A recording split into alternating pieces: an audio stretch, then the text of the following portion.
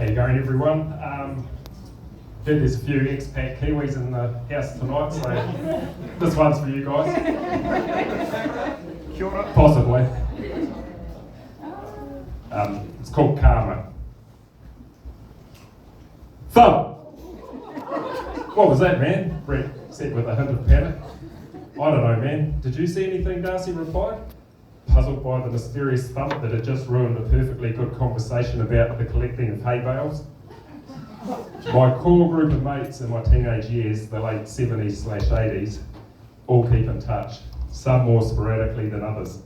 Most have gravitated back to Hawke's Bay, New Zealand, some by circumstance rather than choice, others never left. Brett, Darcy and Gavin are my lifelong friends. We all went to Havelock North High School. None of us went on to become brain surgeons, probably just as well. Havelock North was home for most of our younger years. We worked seasonal jobs in the abattoirs and orchards that were the region's largest employers. We went to the same parties and drank at the same pubs. It was after a Friday afternoon at one such pub, the Clive Hotel, that Brett and Darcy decided to visit a friend in Tiawonga to score some weed. A 15-minute drive if you floored it, or 20 at a more leisurely pace. Darcy's dad's FJ Land Cruiser preferred a more leisurely pace. Half a tonne of good old-fashioned steel bull bar didn't help the cause. It would be accurate to say at this point, no drugs, apart from a couple of jugs of piss-weak DB draft beer that could barely get you drunk enough to blow over the limit, had been consumed. The road to Tiawonga was pitch black. The only street lighting was at its couple of intersections. The Toyota's headlights were industry standard for 1978, useless. Following the thump, they stopped as quickly as the Toyota's adequate brakes would allow. Darcy spun the FJ Cruiser around looking for the cause of the impact. Was it a dog? Or more likely, one of the stray sheep that could be found wandering outside the wire. Before them was an empty road. No sheep, no dog, not even a possum. They crept slowly forward, the pathetic lights on high beam. No sign of anything. No blood, no wool, no fur. Check the front, man, Darcy instructed Brett. Nothing, man, not even a dent. But what could possibly dent the bull bar constructed of 2-inch steel tubing welded to a fuck-off great steel beam? They looked around and found no trace of debris. Upon arrival at their destination, under Hori's carport light, further inspection failed to turn up any evidence of an impact, nor was there any damage under the cruiser. Weed was scored and smoked before Darcy and Brett headed home. By the time they drove back past the spot of the impact, spot where the impact may or may not have occurred, they'd already forgotten about it.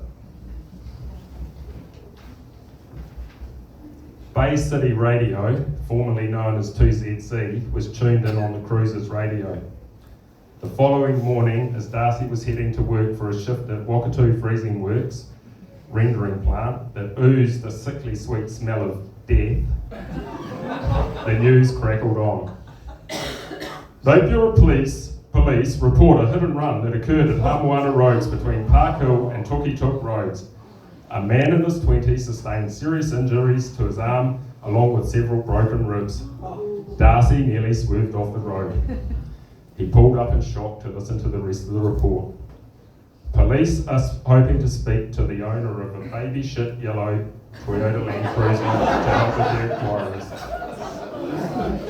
The injured man was allegedly dressed in black and wearing a balaclava. He is assisting police with inquiries regarding a burglary that occurred in the house adjacent to hit and run. Fuck, Darcy yelled. What does any teenage boy do when he realises he's in deep shit? Consult his mother.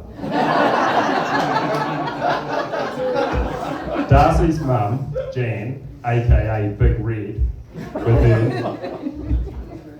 aka Big Red, who happened to share my birthday and was about 6'2" and built like the proverbial and a teacher at our high school. We, Darcy's mates, all loved Brick Red with her head of short, thick amber hair. The rest of the male population at Havelock North High School lived in fear of her right arm swinging the leather strap in hand. However, she often had sage advice for us. We always listened and sometimes acted upon it. This time, Darcy would act upon it and confess his crime. Darcy decided that if he was going to confess, it would be a personal confession straight to the top. The head of the Hastings Traffic Police, Trevor Cross. Now, Gavin, whose dad's name was Tony Cross, lived just off Te Aute Road, less than a kilometre from the village centre. Trevor Cross, the head of the Hastings Traffic Police, lived just round the corner from Gavin's dad, Tony Cross, on Te Aute Road.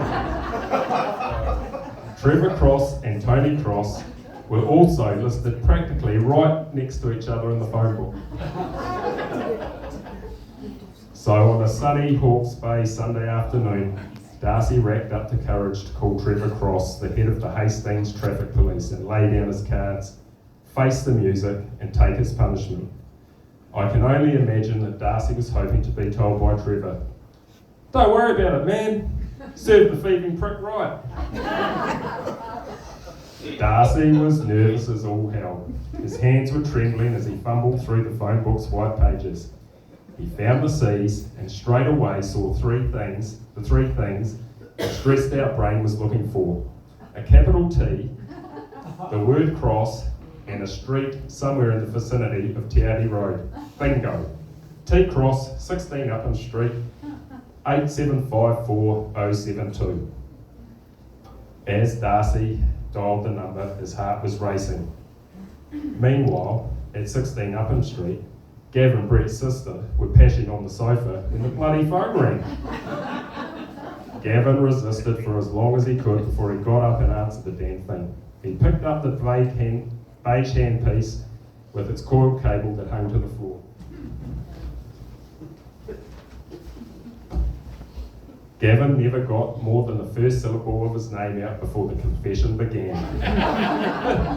It's Darcy here. I want to report. I want to talk to you about. I'm just calling about the hit and run. I went back. I couldn't see anything. There was no damage, no blood, no dents. We didn't see anyone. Just the thud. I panicked. Went back 2 hours later to double check. Darcy, it's Gav. Darcy paused. The cog spun slowly as he digested what he'd just heard. Gav? What the fuck was Gavin doing on the other end of the line? Later that night, "Darcy dear, did you talk to the police?" Big Red asked with a little trepidation in her voice. "Yeah, they said don't worry about it. Just a warning. They're charging the thieving scumbag with burglary, he lied. Well, that's a relief, dear. I guess that's karma."